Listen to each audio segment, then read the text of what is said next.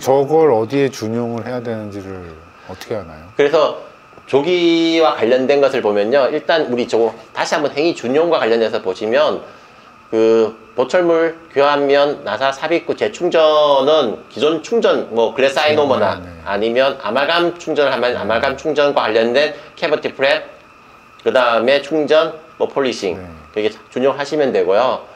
그 다음에 세멜이 녹아서 재부착하는 경우는 기존에 있던 수복물 재부착을 준용을 하시면 됩니다. 단 수복물 재부착은 영구 세멘트를 쓰게 되어 있거든요. 그러니까 임시 세멘트를 쓰시면 안 되세요.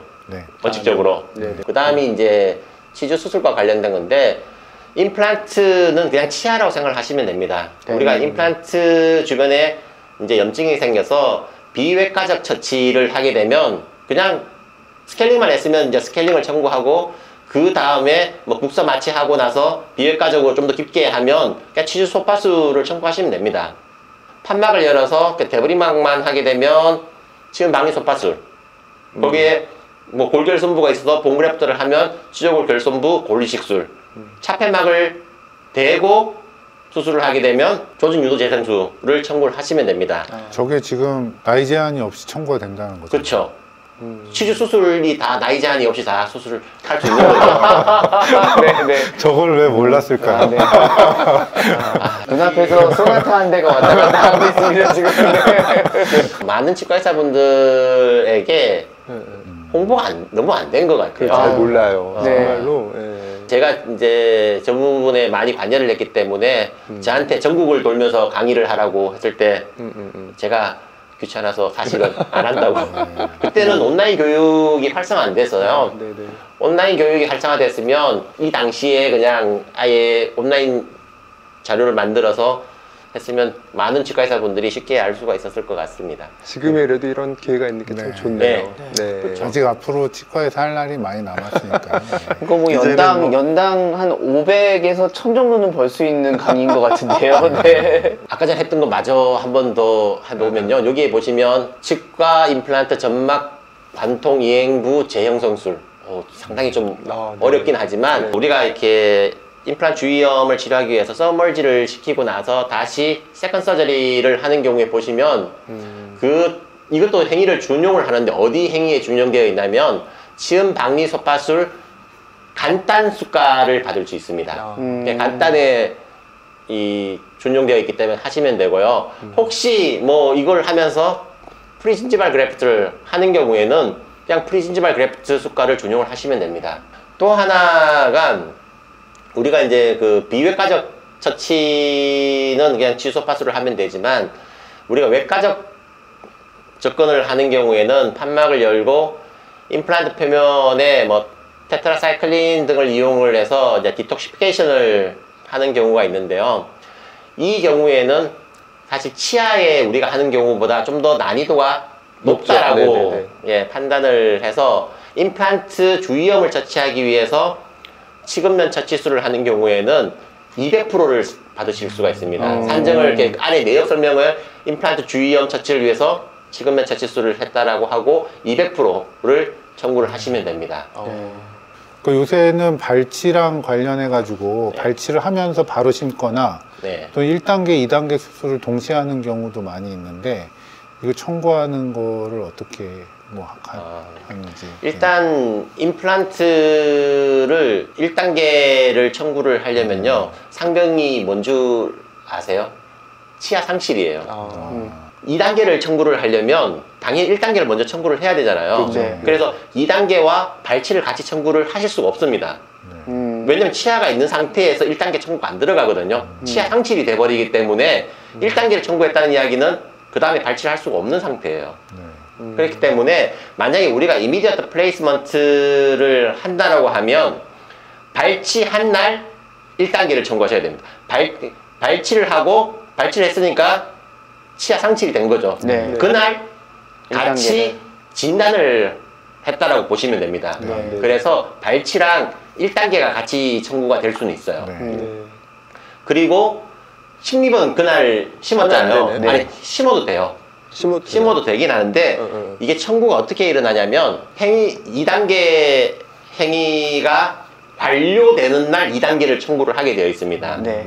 이게 무슨 이야기냐면 우리가 2단계는 임플란트 수술과 관련된 행위이기 때문에 임플란트 식리, 드레싱, 스티치아웃, 그 다음에 뭐 한 몇 주 동안 팔로우업을 할 거 아니에요, 체크를. 네네네. 그게 끝났을 때 2단계를 청구하게 되어 있습니다. 그 이야기는 임플란트 식립하는 날 2단계를 청구하는 게 아니거든요. 그래서 이를 빼고 임플란트를 심어도 심은 날 2단계를 청구하는 게 아니기 때문에 네네. 발치랑 1단계를 청구하고 나중에 뭐 스티치아웃이나 아니면은 뭐 이미디어트를 요즘에 플랫리스로 했다 그러면 한 1이나 2주 정도 지나서 2단계를 청구를 하시면 됩니다. 네.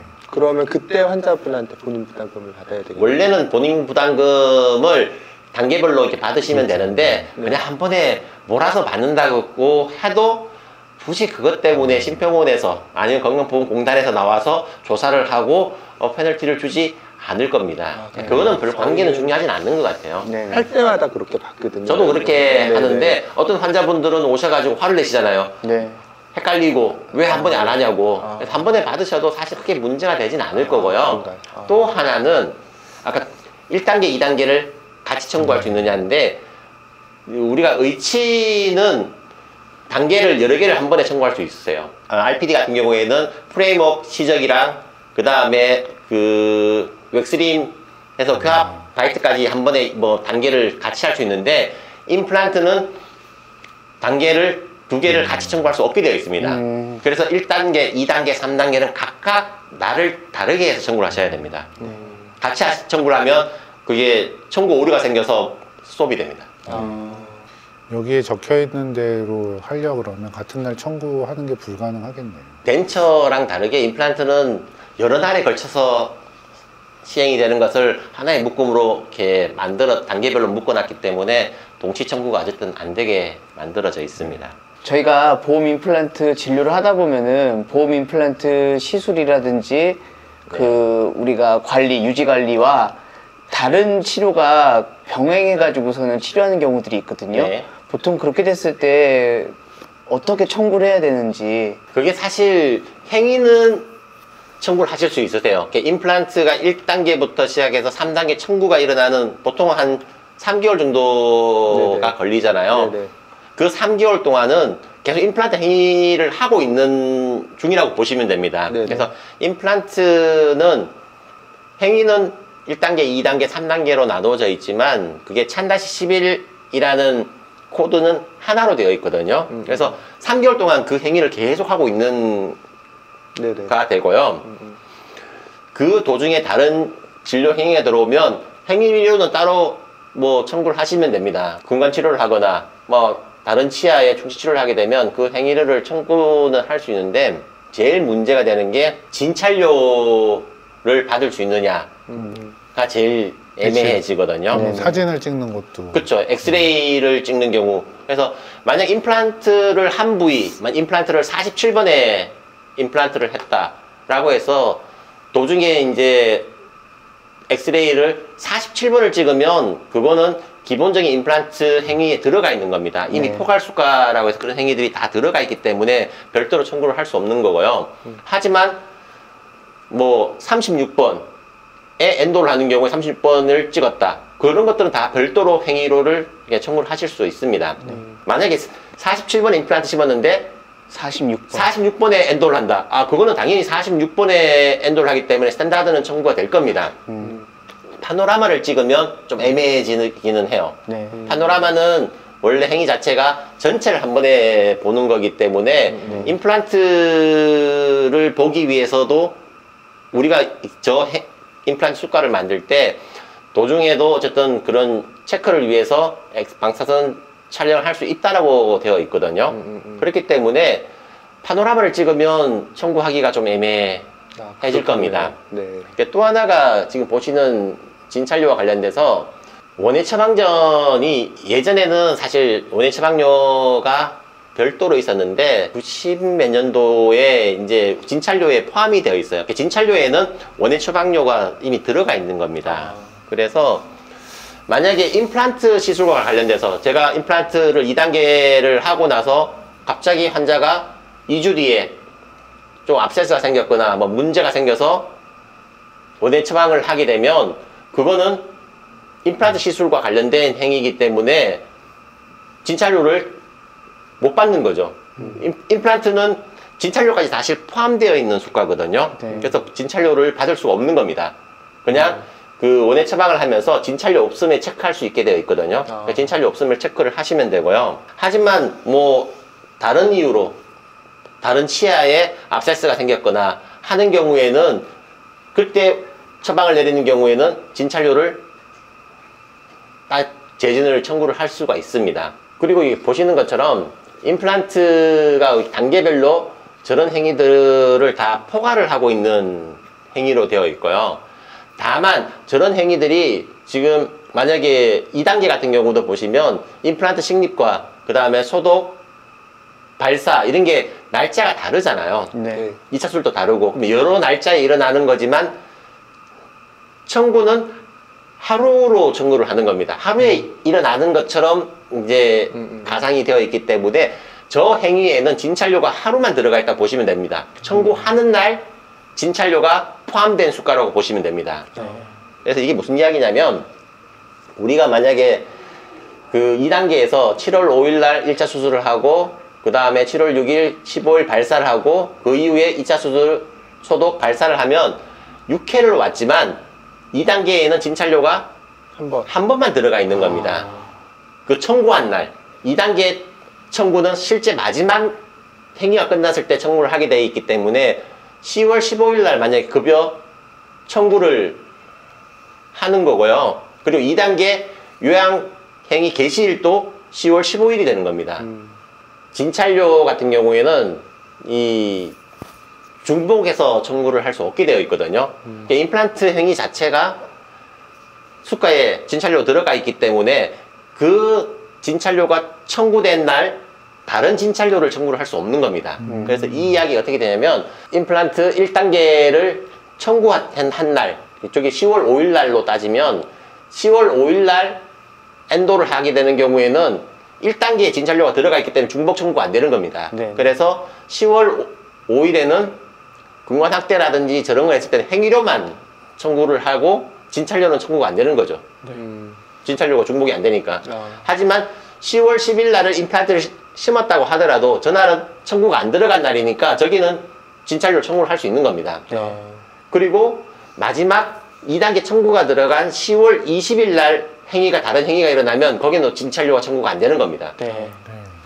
좀 복잡한가요? 그러니까 1단계 한 번, 2단계 한 번 이렇게 되는 그렇죠. 청구한 날만 진찰료가 들어가 있는 거예요. 그날 행위료에서 진찰료가 중복이 안 되면 되는 겁니다. 네네. 앞에 제가 설명했듯이 그 원예 처방을 하는 경우도 임플란트와 관련돼서 원예 처방을 하는 경우는 압세스가 생기거나 하면은 당연히 그거는 임플란트 행위에 포함된 행위이기 때문에 진찰료를 따로 넣을 수가 없는 거고요.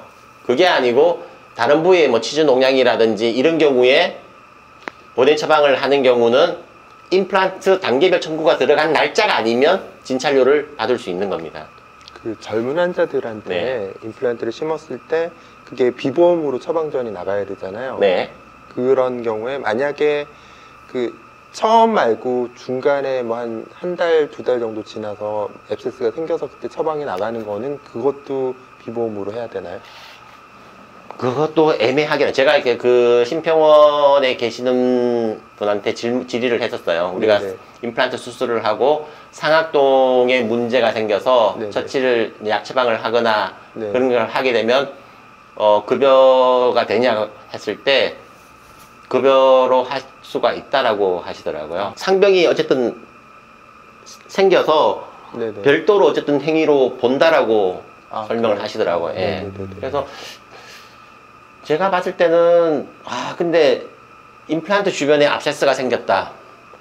그거랑 조금 다르기는 할 수도 있을 것 같아요. 상악동은 상악동염이 생긴 거잖아요. 네네네. 그걸로 뭐 이비인후과를 가야 되는 일도 생기고 네네네. 각자 어쨌든 진료 행위가 일어나는 건데 임플란트 주변에 농양이 생기면 네네.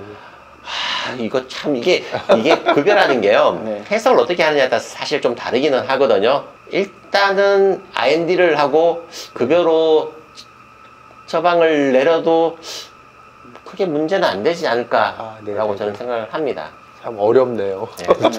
이게 아까 앞에 설명드렸듯이 모든 작은 원칙을 다 정할 수는 없는 거거든요. 상황별로. 그래서 그런 것들은 그거를 심사하는 지원마다 조금 재량권이 있어요. 그러니까 지원마다 보면 이야기를 다르게 하는 경우도 있습니다. 맞습니다. 그래서 이런 것들은 좀 해석의 여지가 있는 것 같아요. 임플란트가 앞으로 더 확대될 가능성은 있나요?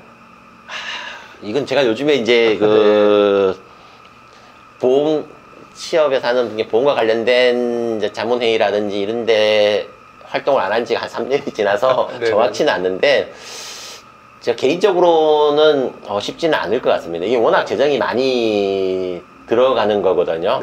그래서 얼마 전에 완전 무치하게 2개 심는 게 될 거라는 얘기가 있었던 것 같기도 한데 그거는 이제 취업에서 이야기를 했을 때 보험공단 쪽에서는 전문가 자문회의를 그걸 논의하기 위해서 한 번은 개최를 하겠다라고 답변을 하긴 했지만 아직 자문회의가 열리지는 않은 걸로 저도 알고 있습니다. 그래서 언젠가는 그 부분을 다뤄서 이제 해결을 해야 되는 문제라고 생각하고 있습니다. 조금씩 발전은 하니까 언젠가는 그런 게 좀 편한 쪽으로 가지 않을까 싶기도 한데 그건 해결될 것 같아요. 제가 봤을 때는 그게 사실 되게 불편한 문제이기는 하거든요. 그래서 그 문제는 뭐 조만간 해결되지 않을까. 어쨌든 지금은 아직 안 됐지만 아직 안 됐습니다. 얼마 전에 서울시에서 제가 설문을 받았는데 지금은 임플란트 보철이 PFM만 보험으로 적용이 되는데 그걸 이제 지르코니아로 포함을 시킬 것인가에 대해서 의견을 묻는 설문을 받았습니다. 선생님은 어떻게 생각하시는지. 처음에 지르코니아가 급여에서 빠졌던 이유 중에 하나가 그때 당시에는 그 지르코니아 크라운의 뭐 내구성이라든지 이런 것들에 대해서 아직 검증이 더 필요하다라는 이유였었거든요. 근데 지금은 이제 어느 정도 많이 검증이 됐고 많이 사용을 하고 있기 때문에 뭐 급여로 들어갈 수도 있다고 생각합니다. 다만 이제 제가 원래 이제 취조학회에 소속되어서 뭐 이야기를 하는 거기 때문에 지르코니아 크라운과 관련돼서는 그 관련된 학회가 책임학회가 사실은 보철학회거든요. 보철학회에서 결정할 문제라고 생각이 됩니다. 그래서 뭐 회원들의 의견이 그쪽으로 많이 뭐 몰리면 보철학회에서 그거를 뭐 복지부랑 해서 전문가 자문회의를 개최를 하고 뭐 추진을 하지 않을까라고 생각됩니다. 앞으로는 아무래도 이제 PFM이 워낙에 탈이 많이 나니까 지르코니아가 허용이 되는 쪽으로 가면 좋긴 하겠는데 마음 같아서는 수가를 조금 더 받으면서 드리면 좋긴 할 텐데 그걸 수가를 올려달라고 하면 복지부에서는 안 받을 것 같아요. 제가 봤을 때는 수가를 건들지 않는 선에서 확대를 하자고 하면 뭐 복지부에서는 그렇게 뭐 반대할 이유는 별로 없을 것 같습니다. 요새는 그 뭐 저희 치과뿐만이 아니라 기공소도 이 PFM 하시는 분 구하기가 너무 어렵다고 해서 제작하는 기공소도 많이 줄어가는 추세인 것 같아요. 그 주장을 만약에 하려면 이제 복지부에 가서 그런 주장을 해야겠죠. 자료들을. 보험 임플란트를 다른 치과에서 하고 와가지고 중간에 스티치아웃을 하러 왔는데 돈을 받아도 되냐 뭐 이런 거 있었거든요. 당연히 받아도 됩니다. 의료기관이 바뀌게 되면 원래는 그런 행위 자체가 다 포함되어 있긴 하지만 아까 전에 보면 그 재시술을 하더라도 의료기관이 바뀌면 100% 다 받을 수 있고 1단계부터 첨가 가능한 것처럼 의료기관이 바뀌면 다 그런 비용들은 뭐 받으실 수 있습니다. 그 병원에서는 받은 게 없으니까 해야 되겠네요. 그래서 수술 후 처치 이렇게 해서 하시면 될 것 같아요. 하고 내용 설명에다가 뭐 타치과에서 한 거 뭐 발사했다. 그렇게 쓰면 될 것 같거든요. 전반적으로 오늘 그 김대웅 원장님이 아주 그냥 재미나게 정리를 잘 해주셨던 것 같습니다. 말하면서 제가 봐도 어렵네요. 이게 말로 들으면은 알겠는데 이거를 글자로 되어 있는 책을 읽으려고 하면은 맨날 잠이 와가지고서는 몇 번 도전하다가 못 읽었는데 오늘 정말 너무너무 감사하고요. 마지막으로 소감 한 말씀. 제가 이 급여와 관련돼서 옛날 회의를 하고 그때 잠깐 강의를 좀 해보고 거의 관심이 없는 부분에 대해서 오늘 했었거든요. 제 설명이 이해가 잘 됐는지 모르겠어요. 그때 왜 옛날에 했으면 참 잘했을 것 같은데 지금 한참 만에 하는 거라서요. 어쨌든 지금은 거의 보험 일을 안 하기 때문에 많이 도움이 되셨으면 좋겠습니다. 엄청 되었습니다. 이게 김도영 원장님 저희 일반 치과 의사들이 따라하기 힘든 그런 멋진 임상 강의도 많이 해주시지만 이런 보험 강의도 좀 많이 좀 해주셨으면은 재정적으로는 더 큰 도움이 될 것 같습니다. 네네네. 오늘 제가 좀 돈을 좀 번 것 같은데. 그래요? 네. 그동안 이런 거 청구 안 하는 게 많으세요? 네, 엄청 많은 것 같습니다. 잘 몰라가지고. 알아서 기쁜 것도 있지만 놓친 거가 너무 안타까운 것도 있어가지고. 그러니까 뭐 보험 환자를 끝까지 보험으로 청구하는 거는 누구나 하죠. 근데 이제 비보험 환자였는데 보험으로 청구할 수 있는 게 아마 많이들 놓치셨을 것 같아요. 네. 그때 생각하지 못했던 게 보험 청구 프로그램 상에서 행위가 준용되기 때문에 그 준용되어 있는 행위를 못 찾으면은 청구를 못 했겠다라는 생각을 저도 지금 오늘 항상 알게 못 됐습니다. 찾아가지고 없나 보다 이렇게 이제 생각을 바꿨죠. 있었다고 들었는데 못 찾는 거 보니까 없는 거였나 뭐 이런 생각했었거든요. 네. 뭐 덴트앱 관련자들이랑 해가지고서는 좀 올려놓는 거 꼭 하도록 하겠습니다. 쉽게 찾을 수 있게 링크만 몇 개 만들어 놓으면 그래도 훨씬 도움이 될 것 같네요. 자, 그러면 이상으로 우리 훌륭한 강의해 주신 김도영 원장님 감사드리고요. 박수 한번 주시죠. 그러면 또 다음에 또 좋은 강의 다른 걸로 또 부탁을 드려보겠습니다. 그러면 이상으로 마치도록 하겠습니다.